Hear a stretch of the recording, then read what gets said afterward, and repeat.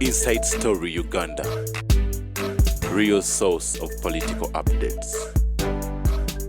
Took to the streets, the contrast could not be any starker. Patriotic League of Uganda Force will vehemently deal with them accordingly. Those who are leading the demonstration are my colleagues, members of parliament. While members of one group were provided security to carry out their strike, others were summarily arrested. Was this a case of favorites versus those who irritate the powers that be? Perhaps the latter were those opportunistic individuals the president accuses of playing to the international gallery. On the other hand, preparations for the Kawempe North by-elections are heating up. In the National Unity Platform's process of selecting a flag bearer is anything to go by, Uganda could be in for a new political dawn. To enhance our unity. But the method which National Unity Platform has introduced has shown to the other parties and all of the objective politicians that it serves. The political parties have set the stage, with most having already selected their flag bearers ready for the battle. And we had actually 8 candidates, 9, and we zeroed also on. Will Ugandans choose? Will they choose because money? The Kawempe North race is expected by some to be a dry run for the 2026 general elections. Will the open favoritism that marked past elections be more pronounced? Will the conduct of security conjure up scenes of the brutal 2021 election violence that left many 15 months in parliament?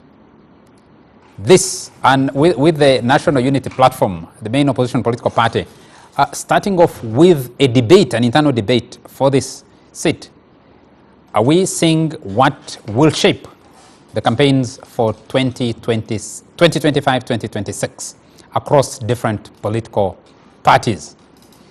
Many constituencies across the country already, even before any formal processes begin, are registering upwards of 20 contestants. It's crazy. If you have a constituency like Munyagwa County, in Munyagwa district, contestants for the for the general seat, so far I think it has about 19 aspirants. You go to constituencies like Fort Portal Woman Member of Parliament, I think there are about 9 so far. You move across the country, people are campaigning like the election is happening in a month's time. So what does Kawempe say for us? How will it shape the contestation or shape the competition within political parties internally, but also amongst different political players? We see in Kawempe you have NRM with more than one candidate or aspirant. National Unity Platform had to have a debate, I think about 7 aspirants. You have the the Forum for Democratic Change. In the mix there, you have the Democratic Party, and that is broadly what we'll be discussing with the panel that I have here. Let me introduce the first one of our guests here by the title I have seen on his X handle, Honorable Dr. Vice President of the Democratic Party, Fred Mukasambide. Very nice to have you, sir. Thank you so much. I equally greet the panelists and viewers. You've been getting a lot of titles. You're also a lawyer for some group called the Vandemwe? Yes, the PhD, it is honoris causa. I obtained it from the University of Philadelphia. You know, there are 2 types. And one time we were exchanging with the professor who equally has a PhD academic. So we are now weighing which is more important, which is heavier. I said, okay, let us now explain how one achieves the other. With an academic PhD, you read hard, you conceptualize a matter, you write a thesis, you present it, and the University Senate, you, after spending sleepless nights, allows that actually I think you are fit to be. You must have published in a journal. Yes. Recognize it. Yes. Now, on the contrary, my honoris causa, it is the university that spends sleepless nights studying about me. So it does so in such a way that it concludes I deserve a PhD. So that is the difference. Okay. And the application of the title? Doctor. Yes. So that one is a prefix given to you once you have got, obviously, a PhD. Okay. Now, of course... When you get the other one? When it is the same. So the difference is practically why and how you have obtained the one. Very nice to have you on the panel this evening. From Butambala constituency? This other one can't teach. No, this one you can't teach. Actually, you are awarded because probably you are teaching without... Because you know nothing. Not at all. You wouldn't obtain it if you know nothing. Because what are they studying about you if you know nothing? Here, you have proved beyond reasonable doubt that you do. There, they have themselves discovered that you do. So which is which? Without any proof. So it is more obvious with me than probably somebody who has spent sleepless nights. Okay. Okay, we'll let that for now. Dr. Fred Mukasambide. We have from Butambala County, Vice President in charge of Buganda region, Chairman of the Buganda Caucus. I'm a deputy president. Deputy President. Yes. Of what? Deputy President. Of what? Central Region, National Inter-Platform. Yes. Yes. I was still introducing. Chairman of the Buganda Caucus in Parliament, the Honorable Mwanga Chivumbi. I'm glad to be here after quite some time, and good evening, viewers. Is it proper to say good evening? Yes, it is, I think. It is from Mulanda, from Kapelebyong, from Chagwe, and Executive Director at the Uganda Media Center, and also a frontliner of Ono Opondo. Very nice to have you. Thank you, Charles. Good evening to our listeners and the viewers. I thought from Kasambia, the doctor should be accompanied by a white coat. That would make him endear him more. People would not think that he knows the white coat. Put on a white coat. And from that would be comical now. And from his English vocabulary, he would really sound more. You know, there's been a whole debate. For him in China, they gave you nothing. He has been to China. He spent 6 months in China. I'm not a doctor. They gave you nothing. I'm not a doctor, but if you don't suffer deficiency in self-validation, there's no point using it. I think my brother Mukasambide is using it for self-validation. It is actually a state. It is a state of mind. It is called a state of extreme honorableness, honorific ability to dignity. Now, it is clearly a choice that people make.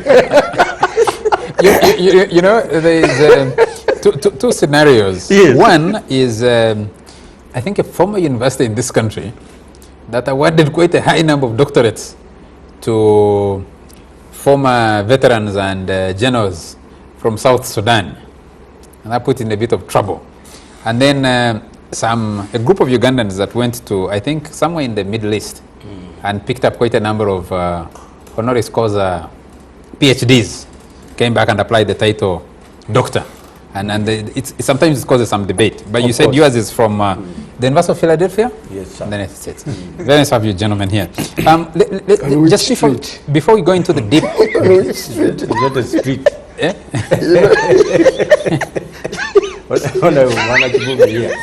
Before we go university together. So before we delve into the deep debate, the deep political debate, I'd like to get a quick comment from each one of you gentlemen. Want to congratulate Ating Ego being confirmed really, or being promoted from deputy governor of the central bank to full governor, and the appointment of Professor Augustus Munyagwa, who launched a book today. He launched a book today at Makerere University, coming in as deputy governor of the central bank. The central bank has not had a governor since the 23rd January 2022, when the former governor, Emmanuel Tumusiime Mutebele, passed away. A quick comments from each one of you gentlemen. Let me start with Ofono Opondo. Well, I congratulate them too. My brothers, Ating Ego and the Professor Munyagwa. I think that has now halted his political ambition to enter parliament, because you know he had run in Kkomera municipality. I think he's going to settle. But also the longevity, when the central bank has not had a substantive, no, I don't think it has not had a governor, I think has not had a substantive governor, because I think has been acting. Also demonstrates one thing, that these institutions actually are stable. They can run on institutional procedures and nothing goes terribly amiss. And of course, this has not just been to the central bank governorship. We have had this also in permanent secretaries. I've had the offices running without substantive. We have had also cabinet, which then probably begs the question, why sometimes do we have all these people when we can run offices without some of them? Maybe it then calls for a review of the structure and mandate. And similar to what we are going to discuss, members of parliament. I don't know whether it was here or on another platform where we raised, since we are running a multi-party system, probably this should be some of the consideration in the amendments, that if they come, if a member of parliament who dies, like in this case, why not leave that constituency to be a matter for the party that won in 2021, like now 1 year? This matter could have been sorted out by the internal debate in NOB, selecting somebody, they write to the electoral commission, and they say, this is the person who have selected to complete the remaining term. It saves us time, saves us resources. That's the American system. Yeah, that's the American system. I think actually, for them, they will leave it to the governor of a particular state to nominate a senator to replace. We could take that route, one, to save resources, but also to save diversion. In the case of once we go for election, in the general election, and the people in that constituency select a party, we leave it for that party. Would you say that the central bank has actually been relatively stable? Relatively stable. You've seen the bank has had some issues. You have the scandal that has led to the arrest of officials at the Ministry of Finance. And today, I think today or yesterday, the permanent secretary issued a statement saying he has appointed replacements for some of those officers. You had the incident of importing extra money that hadn't been. No. But that one was actually when Tumisima was still alive. Was still alive, but he was kind of indisposed at the time. Yeah, but I don't think that is the reason those scandals were taking place, that because the substantive governor was not there. I mean, there are offices where we have substantive people, but through either negligence or internal connivance, people steal money or don't implement policy. So I don't think it is because of the absence of the substantive. It is the loopholes that are in the systems. Okay. Yeah. I hear you. There is actually a country in Europe that ran for 6 months to a year without a government. Yeah, no, not Italy. Even Italy. It should be either Sweden, I think Sweden. But even Italy, sometimes they run for almost a year. You remember the time of Berlusconi? Yes. They would put him in jail, and then the system is running. We should really, probably that's why the gentleman is right. Build systems, have systems. Once you have systems, I mean, look at America. It's like on autopilot. Whether you have a Trump or Biden, who's the... Is it Trump in charge or Elon Musk? Let's move on to... Things are running. Do you know, Mwanga Chivumbi, quick comment? First of all, I've been in a room with the new governor. Not once, not twice. A committee room of parliament. Both in the budget committee quite often, and in the fight. Is as humble, as good a person as they come. You don't get so many people at that level as unassuming as that gentleman. Actually, if you met him in a corridor, you cannot hardly tell. He's been effectively the governor. You could not tell you've just bypassed a governor. And even when he's giving answers, he will really give you the answer you need without the accompanying. So it's years around. So as for Professor Munyagwa, you know, we've been having debates here quite often. I think he has fought his way to where he is, and it is a test for many people. If you stick in there and you want it and you work hard, you can get it. But from my background and from where I am now, I don't highly sympathize with the people running Bank of Uganda, because the biggest chunk of our money today is on debt management. In the last budget, it was 22 trillion on one vote. That vote is in finance, but literally running Bank of Uganda. And now Bank of Uganda is the custodian. Is the bank for government. But because it's a bank for government, when debt falls due for government, Bank of Uganda stands in. And the biggest challenge has been that government has been failing to reimburse money. And that's why every other year you are capitalizing Bank of Uganda. And it is now running huge billions of money in debt rollover, about 8 trillion. It is paying about 6-7 trillion in interest. It must pay the debt as they come, yet government, on the other hand, does not come through.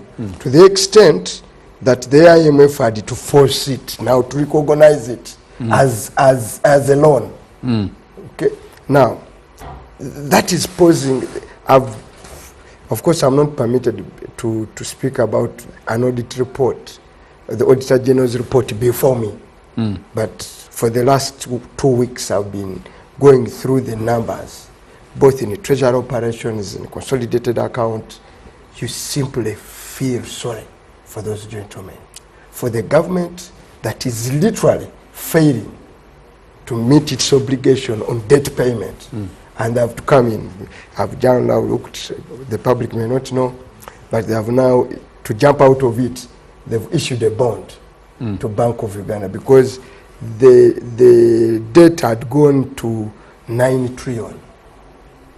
It has grown from 1.5 to 3. Every year it has been growing. And the government said, what do we do? Let us give you a bond. If I give you the cost of that bond, over a course of 20 years, you will fall sick. The bond is still dated, doesn't it? It doesn't date. But the interest that accrues to it still manages part of, with the treasury manager, what they call now debt bond switch. Now a bond switch, I was looking at figures. This is not classified. I was looking at figures.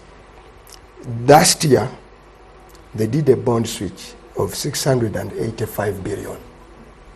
Over the payment period of the instrument, is going to pay interest of 1.3 trillion. But is that because we have not had a substantive bank governor? Or? No, what I'm saying is that if you are managing... He said he sympathizes, with the two gentlemen that have the responsibility to deal with these challenges. To deal with these challenges. These are real challenges. Let's stop it there, because we need to switch into the other debate. For a bankrupt government, I need to find, to get a quick comment. The debt management hasn't been... Yeah, but phase you started on the deal, so that's good enough.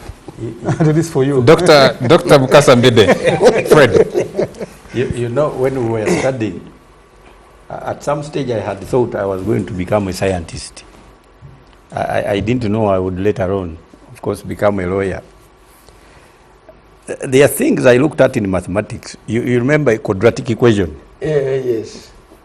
Where now the bank governor and his deputy are required to find X, they would tell us that X is equal to negative B, plus or minus.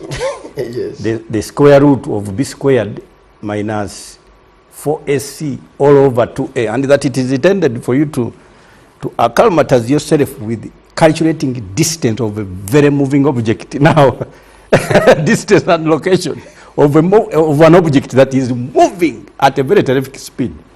So, our economy is moving. Honorable Mwanga Chivumbi, having classified knowledge of the direction where it is moving, we will definitely adumbrate that matter. But I can tell you that we find that these are competent people. The only problem is whether they are going to be definitely confronted with competence in terms of what they are doing, they are going to do. I don't know much about the governor, but at least Professor Munyagwa, that one I know. There was a time, and I think that time the guild president of Makerere was Gerard Karuhanga, and Makerere University had been closed. Chambogo University had also been closed pursuant to student action. Student action, lecturers action. And so I formed what we call the NACOM from Kampala here, National Committee to Save Makerere and other universities. Now, when we are fermenting a demonstration, we were all arrested. Me, Karuhanga, Professor Munyagwa, we were bundled up by Kaihura's team, dropped in a vehicle where we actually saw General Kaihura was also there, and driven straight to Nakasero. We were dropped in a room where the president was clad in his military uniform. I looked at Professor Munyagwa, and we were now supposed to explain why we are doing what we are doing. Then we started fidgeting with the tertiary institution financing. So it is no doubt that Professor Munyagwa is patriotic. His love for his country cannot be dismissed. So congratulations. I think the cause is the evidence of your patriotism. No, the cause for which he was arrested. Because you see, we have had a series of participation in matters that are all calculated to make sure you can wake up and feel good that you are Ugandan. Something that is fizzling out at a very fast rate. So when you find that such people later on are given positions of authority, we wish them well. Thank you. I think we congratulate Professor Augustus Munyagwa. He's a friend to this station. He's a personal friend.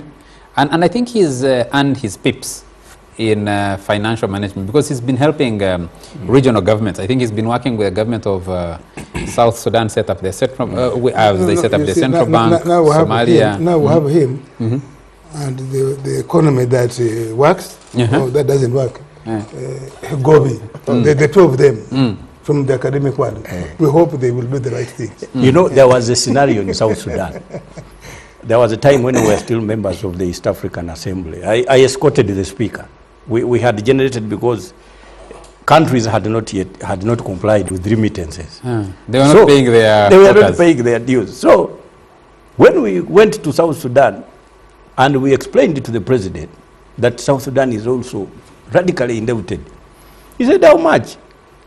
When we mentioned it to him that at that time it was around 8-point-something million. The man had ordered for a box of money. Now, we had to just tell him, no, the procedure is, it goes through it goes through your bank. The president wanted to give you $8 million. The president wanted to give us a sack of money in dollars there. $8 million. He was not even aware that such payments had not been done. In fact, there and then, after around 4 or 5 days, the Minister of Finance was removed. I can tell you.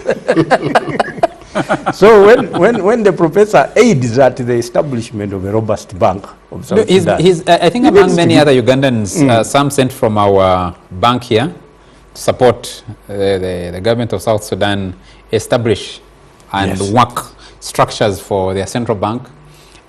Countries like Somalia, countries like Central African Republic, those I think have gotten a lot of technical assistance from Uganda. Many people don't appreciate that Uganda also sends technical assistance to other Because the places. Mubarak people make a lot of noise. Let's move the, gentlemen, let's move the discussion to Kawempe, but using Kawempe to discuss the broader political preparation ahead of the campaigns and the final elections in 2026. Let me start with Mwanga Chivumbi. You organized a fast for a political party. No, not really a fast, at the level of member of parliament. Because we did have a debate, not once, not twice, of the Forum for Democratic Change, where they're looking for a presidential flag bearer. And then we have had national debates for the national presidential election. But we haven't had, for member of parliament, internal organized debates in the recent past, like we have seen in Kawempe, to replace Segirinya Mohammed, the late. First and foremost, I think people should always know the beauty of criticism. The country and many political actors criticized the National Unity Platform in a manner it was awarding cards, and it became an issue. We had an electoral management system that used to go and do a survey and it brings up results, scientific, and says, for all intent and purposes, Mukasambide is a stronger candidate in this constituency than this one. Yes. And because we are in COVID, and we had a party that had been hardly 4 months in existence, there was no way you could have an elaborate infrastructure on the ground to arrive at a more people-centered democratic choices. So we had to rely on that method of work. There was a lot of criticism, there's favoritism and blah, blah. I said, okay, when this opportunity presented itself, we said, can we better our method of coming up with a candidate? And quick, we said, okay, we will still hold on to the traditional principle, sending a team to the ground and give it a percentage. But as a party, you also have a criteria on party reality. Somebody has been working for the party, understands political party values, give it a percent. But also, can you see the competence? These are going to debate. Can you give them a platform and give it a percentage? The candidate who emerged the winner outscored all the other 9 candidates. Across all parameters. Across all parameters. And he had not been in a party for more than a year. He had joined a few months ago. But we are saying, as long as you have joined the party and you have gone to the ground and proved you are the most popular. He was one of the boys who was the second, had been with the party since People Power, Magala. Magala had also been a registrar of the party in the last election. In that, but when you scored him, he came number 2. Magala had been court-martialed and had been in prison for 18 months. So when you, on the easy look of things, he would have been maybe the obvious candidate. But once the criteria was set, he scored some marks. So the emerging candidate proved to be Elias Narukola. And sentiments don't work when it comes to those issues. So we emerged best party. We said, this is the best candidate. Let's give him a choice, a chance. After all, 4 years ago when we formed NOP, everyone was new in the party. And people have been loyal to the party. So, and we set up a new chapter. The NRM have a joint candidate for their party primaries, by the way. Normally when they are going for... What do you mean a joint candidate? They have joint rallies for their party primaries. Yes. They normally have joint rallies. They don't allow... So you present all the candidates aspiring for the party flag on the same platform, leave it for the people to judge. The same scenario you had in earlier elections in especially for the Constituent Assembly 1996 election? No. Honorable Mbide knows. When we were in a movement system and we were faced with the challenge of coming up with a candidate, and we were in a movement system, we used to gather in what is called Kamyufu now. Somebody in Makinde, you know him, I don't know whether he's still alive, in Katwe, he had a hall there called Kamyufu. You get it? So we would call all the party cadres. Actually, we used to use Abendo Woza. It was not even along political party lines. Opposition sentiment, those that with opposition sentiment and say, can we choose a candidate? They would come, talk to the people, and then they would vote. That was where the word Kamyufu. The argument I was making, Honorable Mwanga Chivumbi, is that prior to going multi-party, there was a system where all candidates would speak at the same rallies. Yes. No, that started with the election to the expanded NRC. In 1987? 1989. Where all candidates would come and speak at joint campaign rallies. You move this sub-counter, you go to that one, you go to that one, you go to that one. Under so the individual merit system? At that time, yes. And the voters would even ask you questions. We moved with that to CA. We also moved with that to the 6th Parliament, which was the first multi-party parliament. However, when we went to the multi-party dispensation, group said, we already have our groups. Why do you bundle us together? To add us together.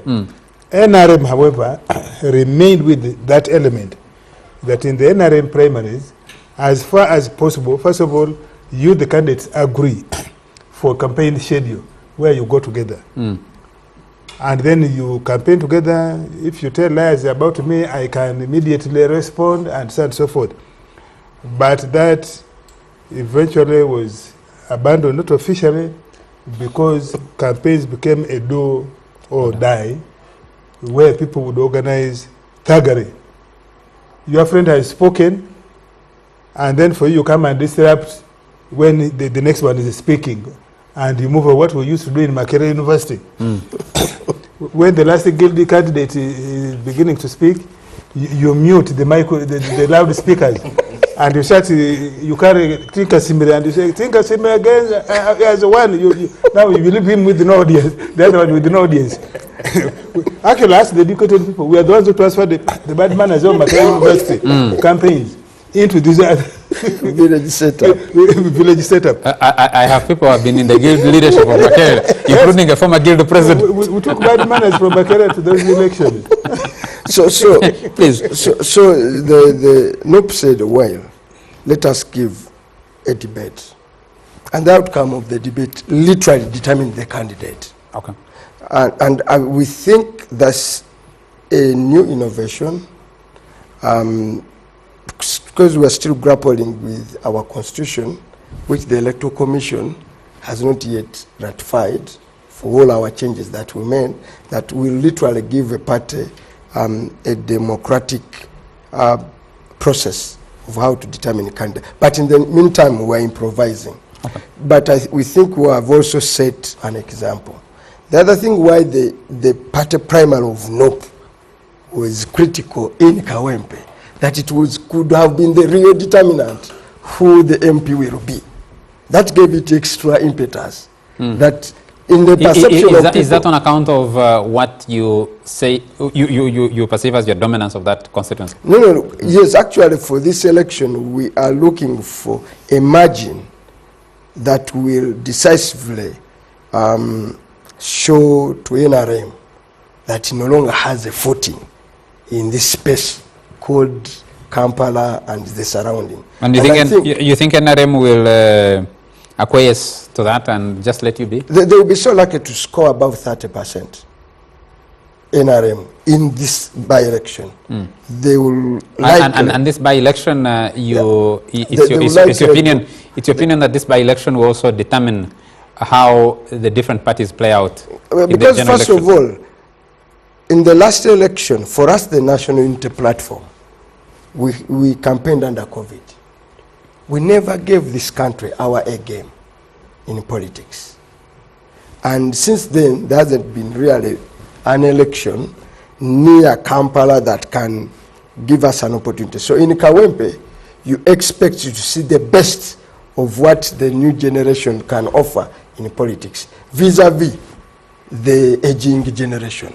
So it is about everything. Yes, it will be about the people of the 1980s and the politician of the 2000s. Someone commenting on X, on the X platform, says, let Honorable Mwanga Chivumbi comment about this independent candidate, Luwemba Luswa Mohammed, whose tagline is for the legacy and continuity of Mr. Update, Kawempe North. I wouldn't love to be drawn in that pettiness, really, that I'm here on front line to zero on one candidate. But we are zeroing on NRM candidate. No, I'm not. I've just said about NRM, and I zero on one Alex Irwemba. No. Really, if we participated in the party primary, and if he runs as an independent, he will be subjected to the disciplinary processes of the party. That's a given. There is no way we are going to tolerate indiscipline. Okay. So whoever wants to know, and knows it from me now, is that all those people signed before they were allowed to compete that they will abide by the results of the election. Okay. Now, if anybody participated in that election and on NUP, in the debate, in the whole process, because the debate was not just about a debate, there was a nomination that took place and all other things. If you participated and went the whole way, and now at the tail end, because you've lost, you want to run, and you're a member of the National Unity Platform, you will be subjected to the disciplinary procedures of the party. Honorable Fred Mukasambede, just before you speak to us, let me introduce all the way from Buyaga County in yes, from Buyaga County. Why are you giving the impression that Honorable Kkomera has been waving from Buyaga? When I saw him today in town here. No. He has been actually. He was Honorable Kkomera was at an event. At an event of the Observers recently. So because the whole of today, I was in my constituency. My first activity in Kampala is this one. So for you to claim that you saw me in Kampala, that's total lie. Unfortunately, I was meeting very many children. Now they are going, who are watching, they are saying, oh, he's a liar. Oh, he's a liar. But that's a good ice breaking. Yes, somebody from Teso Girls on X also has said that they are very happy with today's show because it has started with on a very light. It's been a very light show. Dr. Fred Mukasambide, I want to come to you. The process that NUP has undertaken to arrive at their nominee, are you as the Democratic Party fielding a candidate in Kawempe North by-election? I have seen on our WhatsApp group of the National Executive 2 flyers of 2 persons flying around as aspirants. However, we have not yet zeroed down on a process that will lead to the establishment of a candidate for that constituency. But I'm sure, naturally, all political parties are hell-bent on fronting candidates wherever vacancies arise. My opinion would be different. I would feel a by-election of this nature should, for all intents and purposes, for us on the opposition, generate the acute nostalgia of the Arua by-election and how it occasioned the substantial oomph in an election that definitely proceeded, that had generated a candidature for the NUP, who later on, obviously now, became the leader of opposition. I have got a feeling that there is going to be a litmus process. Usually, a by-election does not create an opportunity for a third candidate. It's very unlikely. It is usually a replica of a national election, except where ethnicities are so strong that, again, the two candidates now will exclude any third candidate. For example, when you look at Chisoro, you find that there was no opportunity for any other, except the two that were vying on NRM ticket, NRM and independent, on accounts of one, strong ethnicity, dichotomy, and two, the possibility that probably there was improprieties in primary elections, and that... So you basically had NRM competing against itself? Yes. Yes. So here in Kampala, it is definitely going to be the opposition candidate competing against a candidate proposed by the national resistance movement. Now, it is... how exactly do you mean? Are you suggesting that... I am getting there.